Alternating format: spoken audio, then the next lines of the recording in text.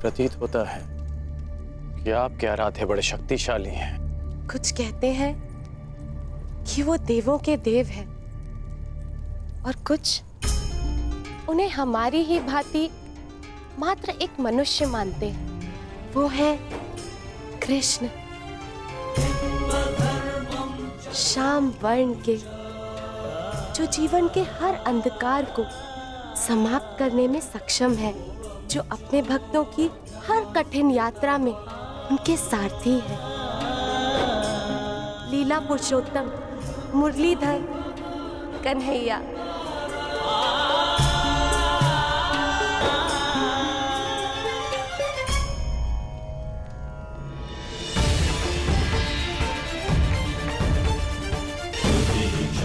स्मरण है ना वो वचन कि तुम एक बार मेरी सहायता के लिए अवश्य आओ। हम वासुदेव कृष्ण पर आक्रमण करेंगे कर।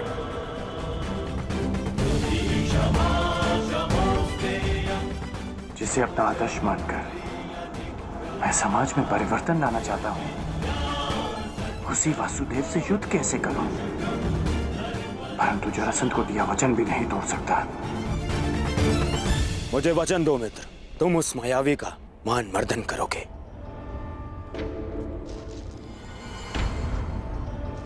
जरासंध यद्यपि मेरे मित्र नहीं, परंतु बहुत बड़ी भेंट दी है उन्होंने मुझे। कर्ण, वर्षों से कृष्ण जरासंध के साथ में खेल खेलते आ रहे हैं। इच्छा तो मेरी भी है कि मैं कृष्ण को पराजित होते हुए देखो।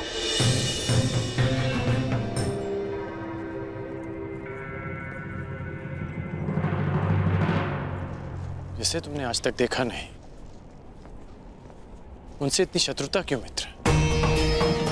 कई लोग उन्हें ईश्वर मानते हैं, अवतार मानते हैं। यही तो विडंबना है मित्र। मिथ्या बातों को लोग सत्य मान लेते हैं और एक मायावी को ईश्वर। मिथ्या? कृष्ण चरित्र में मिथ्या क्या है मित्र? मिथ्या नहीं है तो और क्या है मित्र? ब्रज से प्रारंभ होकर पूरे भारतवर्ष में यह बात फैली हुई है कि कृष्ण ने राक्षसी पूतना के प्राण पी लिए, उसका वध कर दिया। ये कथा तो माता ने मुझे भी सुनाई थी कि उन्होंने पूतना का वध कर दिया।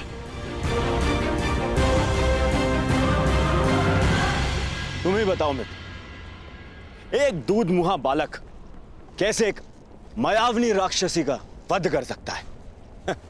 एक दिव्य आत्मा के लिए, एक अवतार के लिए यह संभव भी नहीं मित्र। अच्छा, फिर तो तुम्हें उस कथा में भी विश्वास होगा कि घुटने पे चलते हुए कृष्ण ने अपने मुख में अपनी माता यशोदा को पूरे ब्रह्मांड के दर्शन करवा दिए।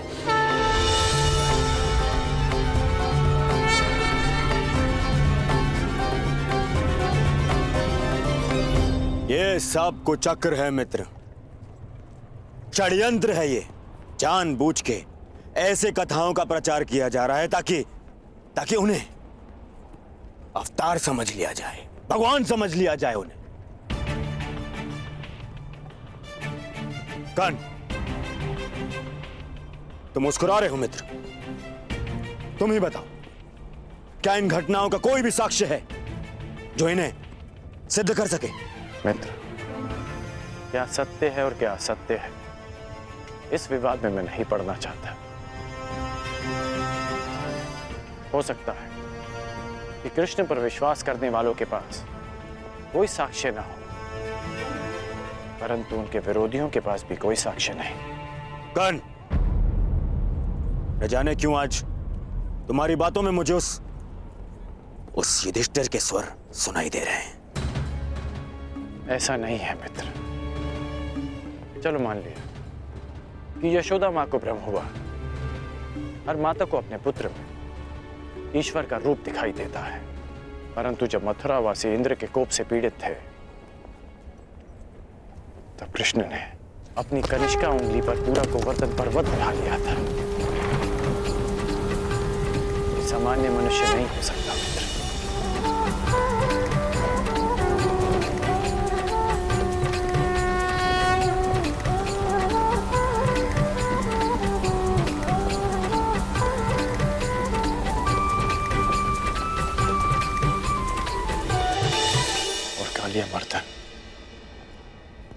क्या ये भी भ्रामक प्रचार लग रहा है?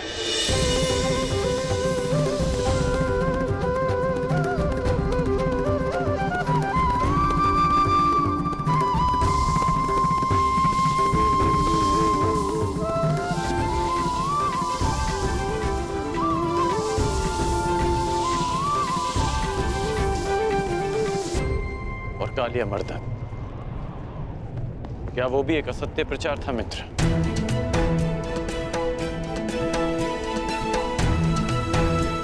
उस महाविषधारी महाशक्तिशाली सर्प का अंत करने वाला एक सामान्य मनुष्य नहीं हो सकता मित्र। इंद्र को परास्त कर देने से कोई ईश्वर नहीं बन जाता मित्र। तुमने भी तो इंद्र को परास्त किया, परंतु तुम्हारा कोई भक्त नहीं, तुम्हें कोई ईश्वर नहीं मानता। उल्टा बचपन से लेकर रंगभूमि तक तुम्हें तो संघर्ष करना पड़ा है। और विष से बच पाना कोई चमत्कार नहीं है मित्र। मैं भी बचपन से धीमे विष पे पला, तो क्या मैं स्वयं को अवतार घोषित कर दूं? तो तुम्हें लगता है कि कृष्ण ने ऐसा कुछ नहीं किया जो उन्हें एक सामान्य मनुष्य से ऊपर कर देता है? क्या कंस का वध कर पाना एक सामान्य मनुष्य के लिए संभव है? तुम ही बताओ मित्र। हाँ, ये मैं मानता हूं। एक ग्वाले के लिए कंस वध करना बड़ी उपलब्धि है, परंतु इसे हम एक ग्वाले की शक्ति कह सकते हैं, कोई ईश्वरी चमत्कार नहीं। तुम तो कृष्ण की हर उपलब्धि पर प्रश्न उठा रहे हो मित्र। हाँ, क्योंकि वो एक छलिया है, छल करने वाला, माया करने वाला, और कुछ नहीं। छलिया कहो या मायावी, परंतु उन्होंने जो किया अपने लोगों के शुभ के लिए, अपने लोगों के उत्थान के लिए किया। मेरी तो बचपन की इच्छा थी कि मेरी उनसे भेंट हो।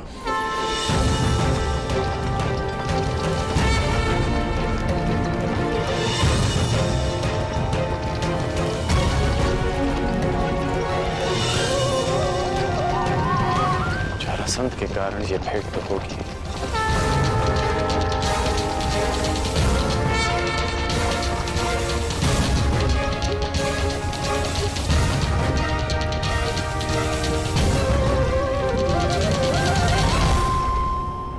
युद्ध क्षेत्र में इसकी मैंने कभी कल्पना नहीं की थी।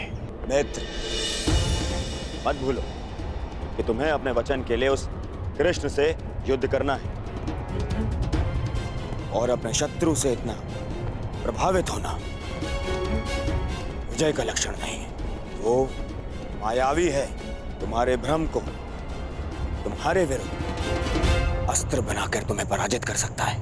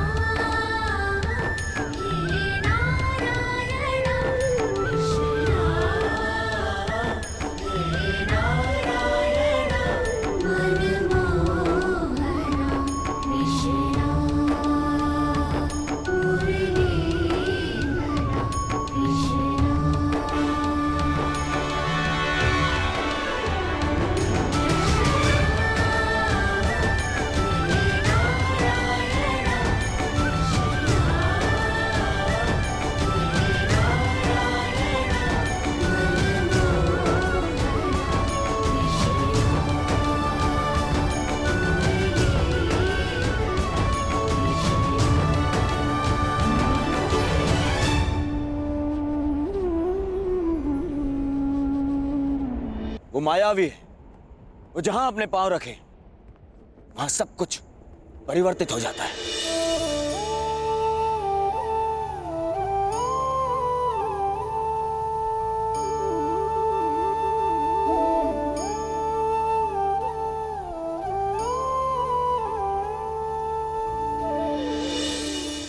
वो कब, कहां, किसके पास, किस रूप में पहुंच जाए, यह अनुमान लगाना कठिन है मित्र।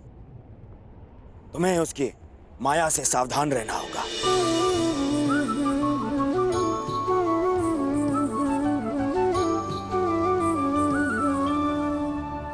जिनकी प्रशंसा करते आया, कल उन्हीं से युद्ध करना होगा।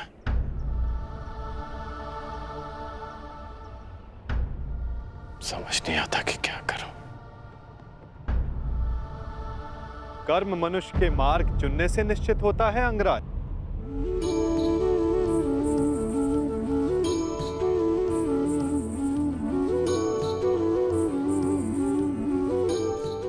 प्रश्न ये करना चाहिए कि मार्ग कौन सा चुना जाए।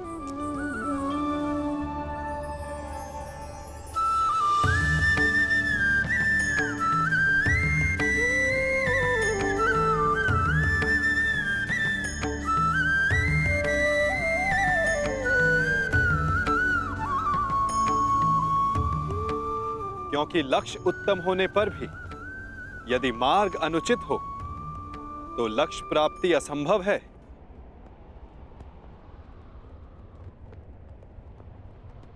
चुनने की कला धनुर्विद्या से अधिक कठिन है अंगराज।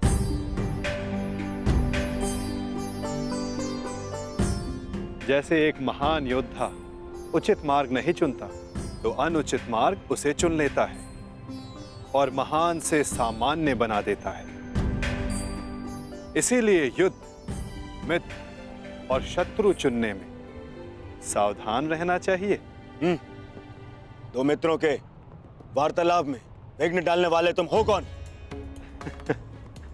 मैं कौन हूं वो महत्वपूर्ण नहीं, मैं क्या करने आया हूं वो महत्वपूर्ण है। हमारे कर्म ही हमारा परिचय बनते हैं। परिचय दो अपना। क्यों आए हो यहाँ? मैं नटवर हूं, महाराज जरासंध का दूत। अंगराज को उनके लक्ष्य तक पहुंचाने आया हूं, वहां ले जाने आया हूं जहां उन्हें होना चाहिए। बस,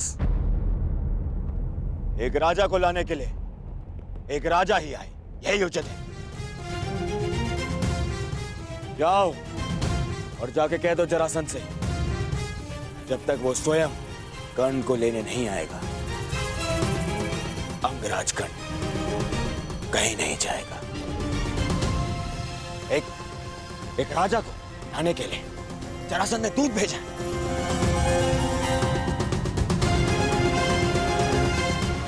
ये नियम के विरुद्ध है।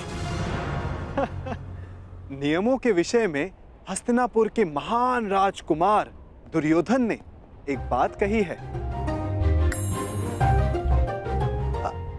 क्या वो बात आपने नहीं सुनी?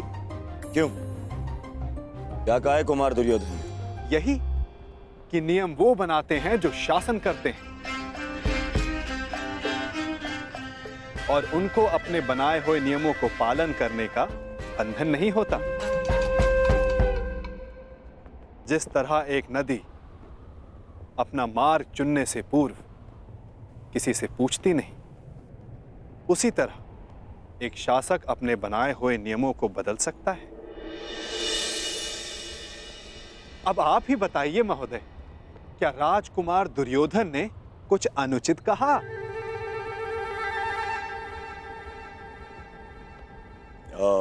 नहीं नहीं, कदापि नहीं।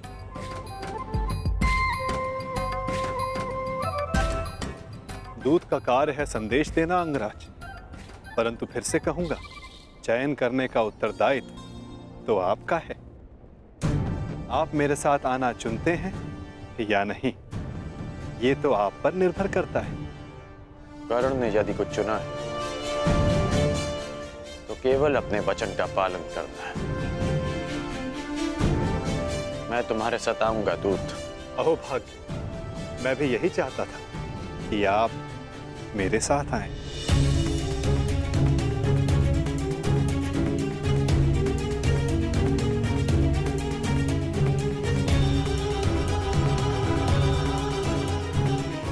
जाओ मित्रगण, मुझे भी हस्तिनापुर जाना है एक आवश्यक कार्य के लिए। एक उक्ति आपके लिए भी है राजकुमार। ईर्ष्या की अग्नि सबसे पहले ईर्ष्यालु को जलाती है।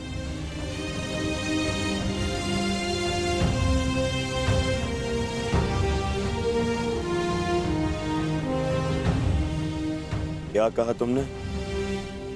बस एक महान पुरुष की उक्ति स्मरण हो आई, सो कह दी। वैसे ये उक्ति राजकुमार दुर्योधन की नहीं है, पर हां, है उन्हीं के लिए।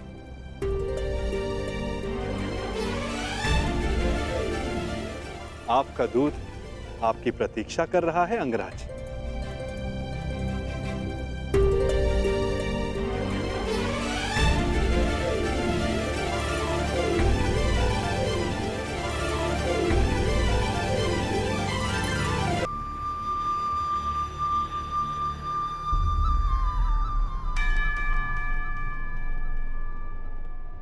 आपको लक्ष्य तक ले जाने का कर्तव्य मेरा है अंगराज। इसलिए रथ के अश्वों को किस दिशा में लेकर जाना है वो मेरे हाथों में। मैं अपना रथ स्वयं चलाना जानता हूं। जानता हूं, परंतु आज आपका सारथी बनने का अधिकार मेरा है। हां, अगली बार मैं ऐसा कर पाऊंगा या नहीं, ये निर्णय तो आपका कर्म और आपका चुनाव करेगा अंगराज।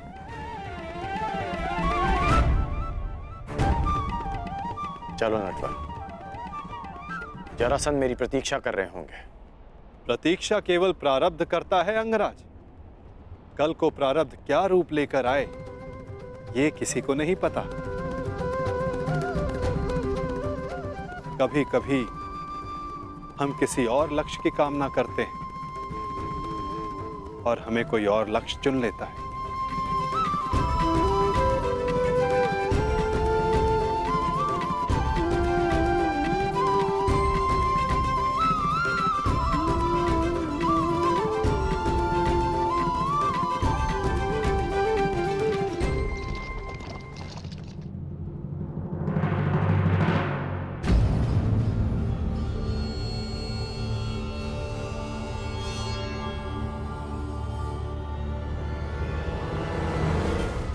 मुझे देख के यूं आश्चर्यचकित ना हो कुमार दुर्योधन। मैं यहां अंगराज को लेने आया।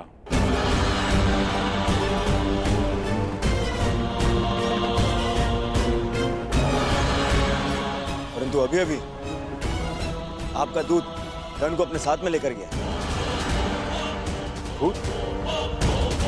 परंतु मैंने तो कोई दूत नहीं भेजा। एक राजा को स्वयं राजा लेने आएगा, यही नियम है। नहीं भेजा? फिर वो कौन था जो कर्ण को ले गया?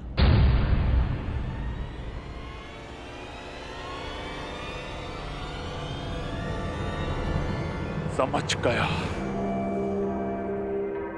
वही छलिया, वही मायावी जो हर बार जरासंध की छाती पर एक और पराजय का घाव कर जाता। कृष्ण, वासुदेव कृष्ण।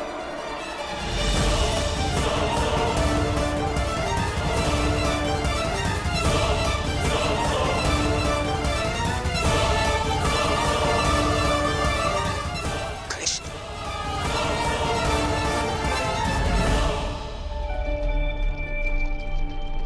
बहुत अच्छी बात कही तुमने कि यदि उचित मार्ग ना चुनो तो अनुचित मार्ग हमें चुन लेता है। किसने कही हैं ये पंक्तियां?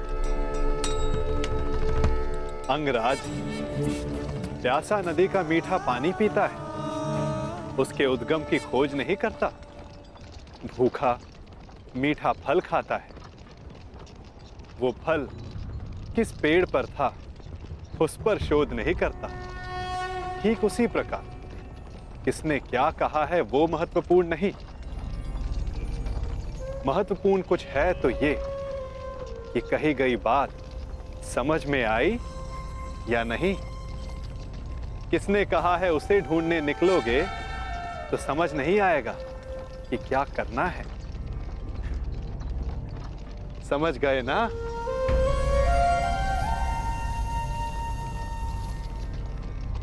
इतना अवश्य समझ गया कि तुम कोई भी बात सीधी तरीके से नहीं करते। दूत हूं, मार्गदर्शक हूं, और जीवन का मार्ग कभी सीधा नहीं चलता।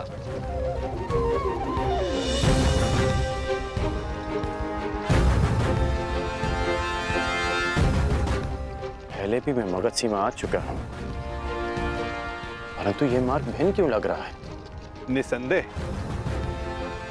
आपकी यात्रा इस युग की सबसे रोचक यात्रा होगी अंगराज। इसीलिए इस यात्रा में आपका सहयात्री बनना चुना है मैंने।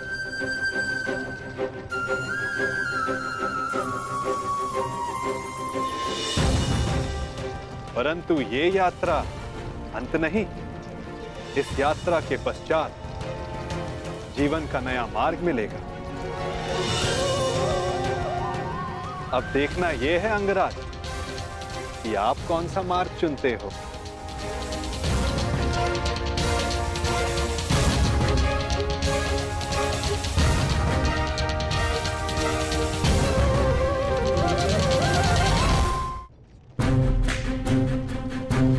पहले भी मैं मगध सीमा पर आ चुका हूं, परंतु यह मार्ग थोड़ा भिन्न लग रहा है। सीमांत का मार्ग निश्चित नहीं होता अंगराज। निश्चित तो उचित अनुचित होता है, अर्थात उचित दिशा निश्चित करना ही सत्य है।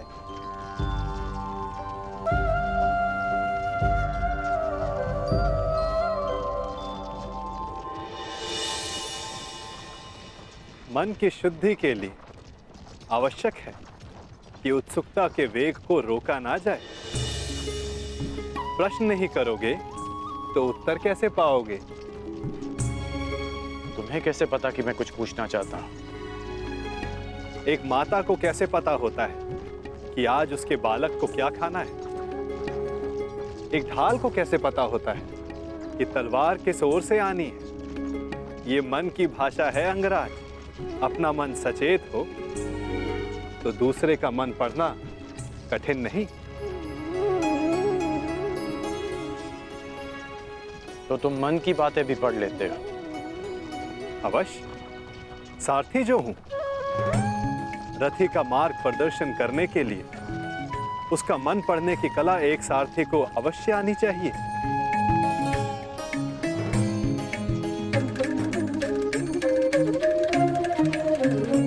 वैसे युद्ध करने में बहुत कुशल होना अंगराज?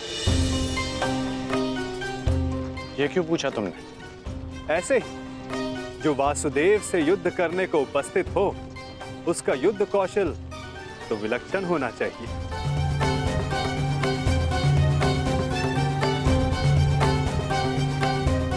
तुम्हें कैसे पता कि मैं वासुदेव से युद्ध करने जा रहा हूं? जरासंध ने बताया? नहीं। तो फिर किसने?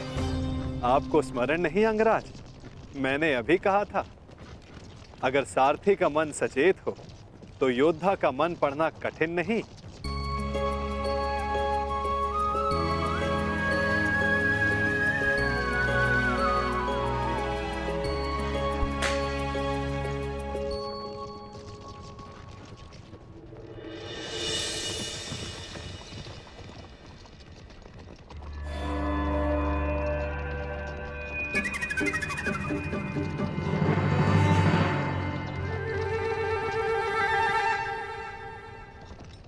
सारथी, और तीव्र और तेज चलाओ।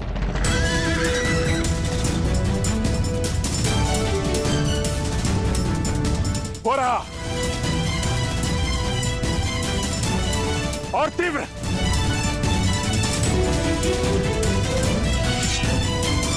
जरासंध को एक बार और मूर्ख नहीं बना सकता ये वासुदेव। और तीव्र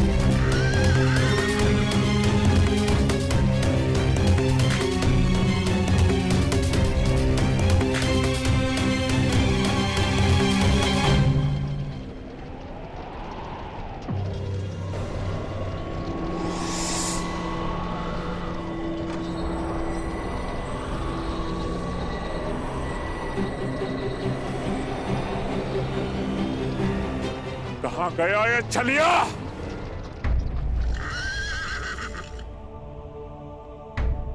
अब ये रथ क्यों रोक दिया? मेरा मन पढ़ने के लिए? मन पढ़ने के लिए नहीं, मार्ग पढ़ने के लिए। यदि लक्ष्य तक की यात्रा लंबी हो तो बीच बीच में रुककर मार्ग जांच लेना चाहिए। भाप लेना चाहिए कि कहां के लिए निकले थे, कहां तक पहुंचे हैं और कहां जा रहे हैं, और ये यात्रा आवश्यक है या नहीं।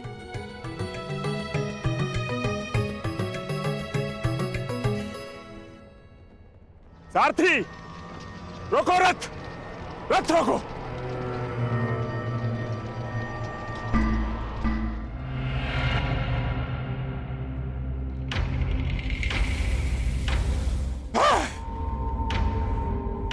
फिर से जरासंध की आंखों में धूल चौंक गया ये कृष्ण, परंतु ये जरासंध भी हार नहीं मानेगा। चलो सारथी।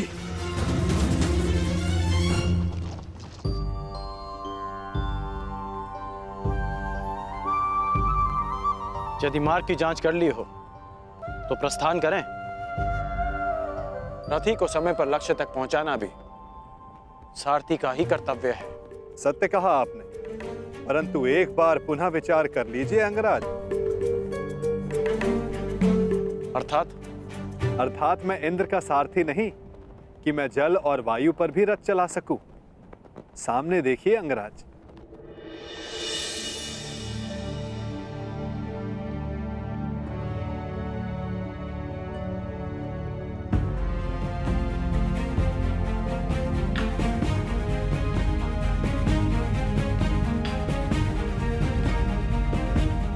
यहां नदी कैसे आ गई?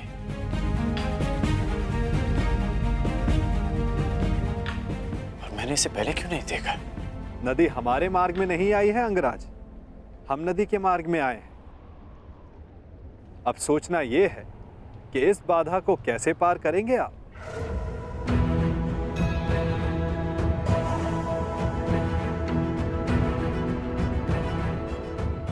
इस प्रश्न का मेरे पास क्या उत्तर हो सकता है? क्योंकि महारथी आप हैं, महान धनुधर हैं, दिव्य अस्त्रधारी हैं। सुना है आपके पास अग्निबाण भी है। क्यों ना एक अग्निबाण का संधान कर इस नदी को सुखा दें, ताकि हमें आगे बढ़ने का मार्ग मिल सके।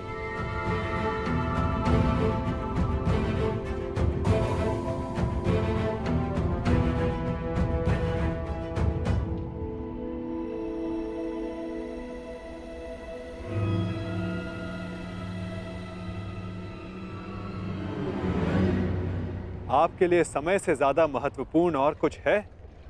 दुर्गम मार्गों में रथी का कर्तव्य बनता है कि वो अपने सारथी की सहायता करे। यदि रथी सहायता नहीं करेगा तो सारथी लक्ष्य तक उसे कैसे पहुंचाएगा समय पर?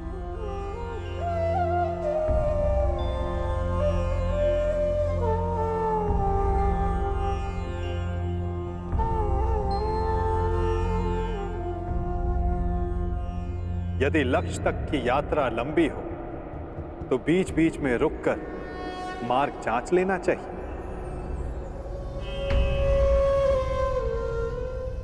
भाप लेना चाहिए कि कहां के लिए निकले थे, कहां तक पहुंचे हैं और कहां जा रहे हैं, और ये यात्रा आवश्यक है या नहीं। नहीं, कोई विवाह उत्सव नहीं मनाया जाएगा दुशासन।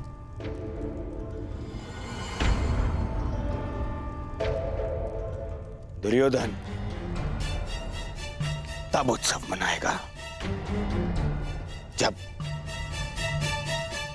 उन पांडवों का अंत हो जाएगा। उत्तम दुर्योधन, उत्तम।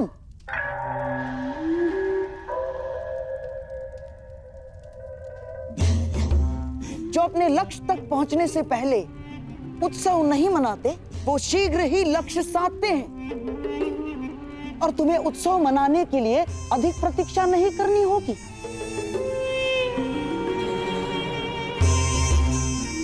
पुरोचन अधिकतम अगली पूर्णिमा तक लाक्षागृह का निर्माण कर ही देगा। तो बस तुम्हारे लक्ष्य प्राप्ति के लिए केवल 15 दिन शेष हैं। नहीं मामाश्री, नहीं। केवल लाक्षागृह के निर्माण हो जाने से कुछ नहीं होता। प्रश्न तो ये है कि क्या हमारे कहने पर ही वो पांडव वहां जाने के लिए प्रस्तुत होंगे? अवश्य होगा मेरे होने वाले सम्राट, अवश्य होगा। विशेषकर तब जब वर्णावत में हस्तिनापुर के युवराज का सम्मान और सत्कार करने के लिए वहां उन्हें बुलाया जाएगा। ये केवल संभावना है मामाश्री, संभावना। यदि उन्होंने वहां जाने से मना कर दिया तो गाय को अपने वश में कर लो तो बछड़े अपने आप विवश हो जाते हैं। ठीक उसी प्रकार पांडवों की माता श्री कुंती का सत्कार किया जाए तो उसके 5 पुत्रों को आना ही होगा। यदि वो 5 उंगलियां हैं तो कुंती उनका शरीर है, शरीर। वो जहां जाएगी ये 5 उसके साथ जाएंगे ही।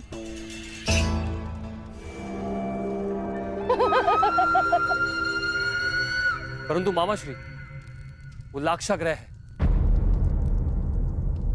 तो क्या इसका अर्थ पांडवों के साथ साथ माता कुंती को भी? अति उत्तम दुशासन, अति उत्तम। तुम्हारे मन में अचानक से दया जाग गई। मैं तो बड़ा प्रसन्न हुआ अपने भांजे की मानवता से।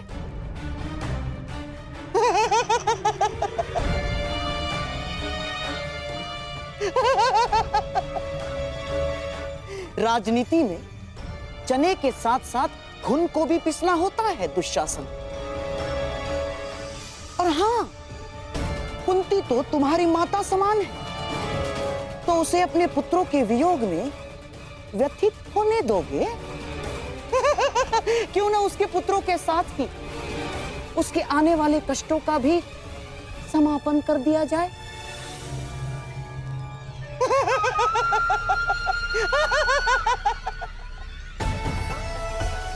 तुम्हारे भ्राता को सिंहासन तक पहुंचने के लिए कई शवों पर पांव रखने होंगे दुशासन, रखने ही होंगे।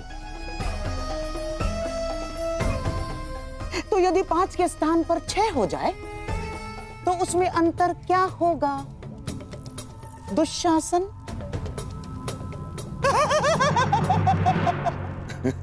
उचित उचित उचित कहा मामाश्री आपने।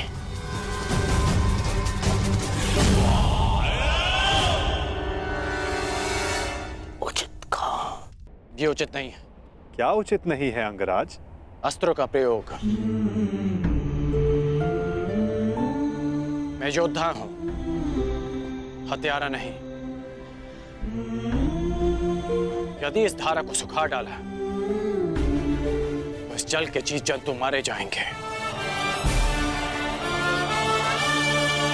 और निर्दोषों का वध मुझे स्वीकार नहीं। और अभी तुमने कहा कि ये नदी हमारे मार्ग में नहीं, हम नदी के मार्ग में आए हैं, तो नदी को सुखा देना उचित नहीं होगा। अति उत्तम। आशा है भविष्य में भी आपको ये बात स्मरण रहेगी अंगराज। मेरा तात्पर्य ये है कि अब हम रास्ता बनाएंगे कैसे। इस नदी को पार करना ही पड़ेगा अगर हमें समय पर पहुंचना है। आगे चलकर देखते हैं, कहीं तो जल स्तर कम होगा जहां से हमारे अश्व और रथ निकल सकें। प्रस्थान करो। ठीक है, चलते हैं।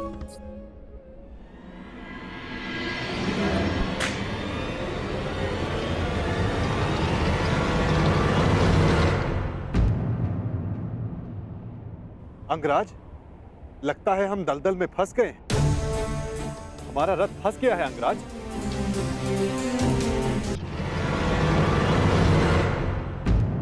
अंगराज, लगता है हम दलदल में फंस गए।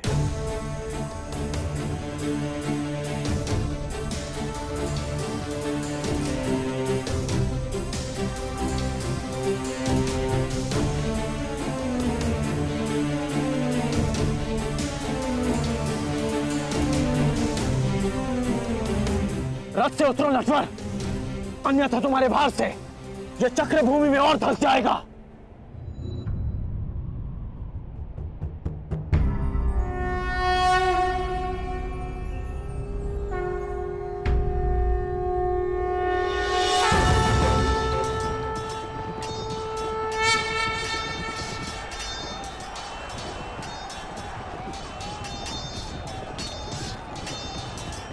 धनुष उठाओ पार्थ, संधान करो।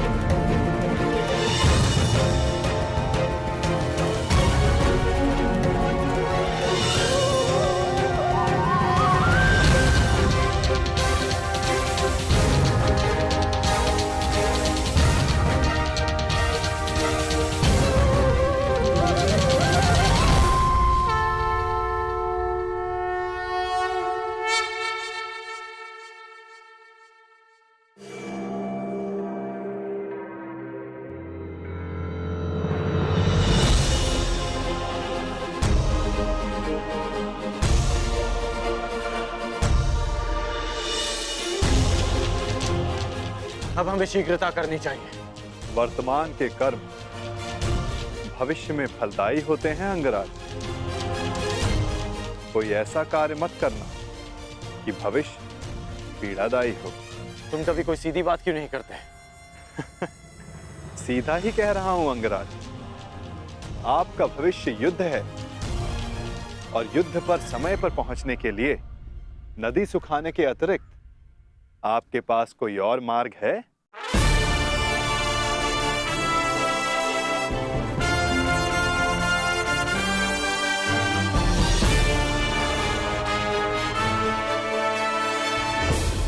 आपका भविष्य युद्ध है और युद्ध पर समय पर पहुंचने के लिए नदी सुखाने के अतिरिक्त आपके पास कोई और मार्ग है?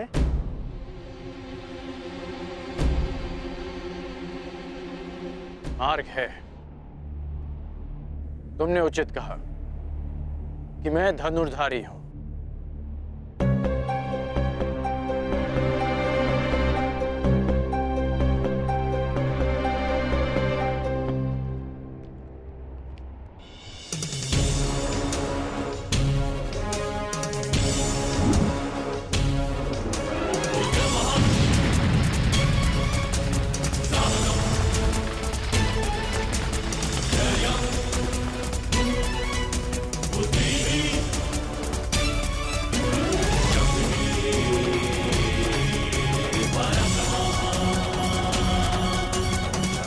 अब आगे बढ़ें।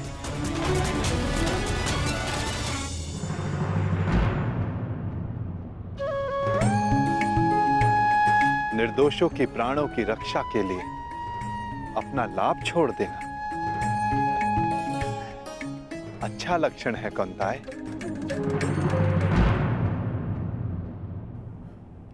कोई सूचना? क्षमा कीजिए महाराज, गुप्तचरों के दल हर दिशा से लौट आए। बहुत खोजने पर भी कर्ण का कोई चिन्ह नहीं मिला। लगता है वासुदेव कृष्ण उसे किसी गुप्त और अज्ञात स्थान पर ले गए। क्या अब भी युद्ध को प्रस्तुत होना चाहेंगे अंगराज कर्ण की अनुपस्थिति में? मेघ बहुत अधिक देर तक सूर्य को छुपा कर नहीं रख सकते महामंत्री। भले ही हमें ज्ञात ना हो कि वो कृष्ण कर्ण को कहां ले गया है, परंतु हमें यह विश्वास अवश्य है कि कर्ण युद्ध के नियत समय पर युद्ध क्षेत्र में अवश्य पहुंच जाएगा, क्योंकि युद्ध की चुनौती और वचन की पूर्ति, इन दोनों को कर्ण कभी नहीं टाल सकता। युद्ध की तैयारियां करो। कल सूर्योदय होते ही जरासंध कृष्ण का दलन करने को प्रण करेगा। मगध नरेश की!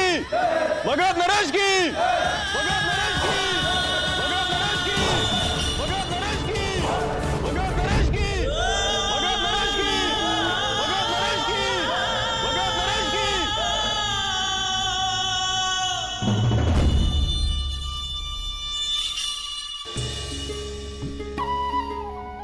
रुक क्यों गए?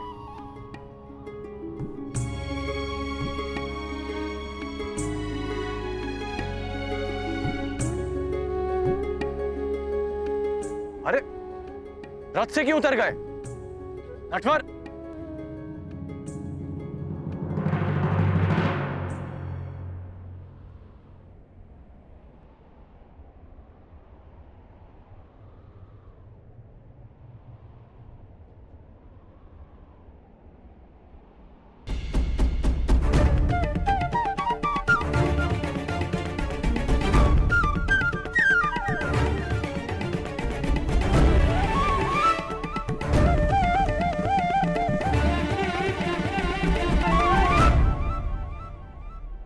अब क्या हुआ?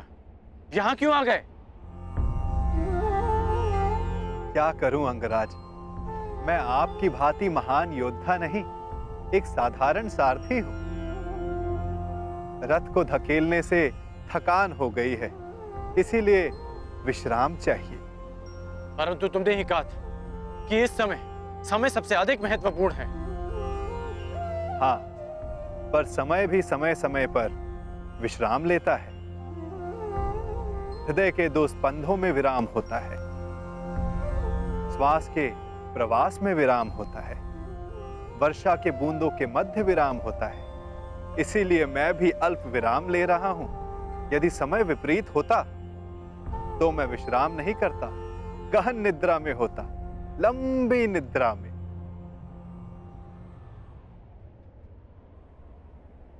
नटवर,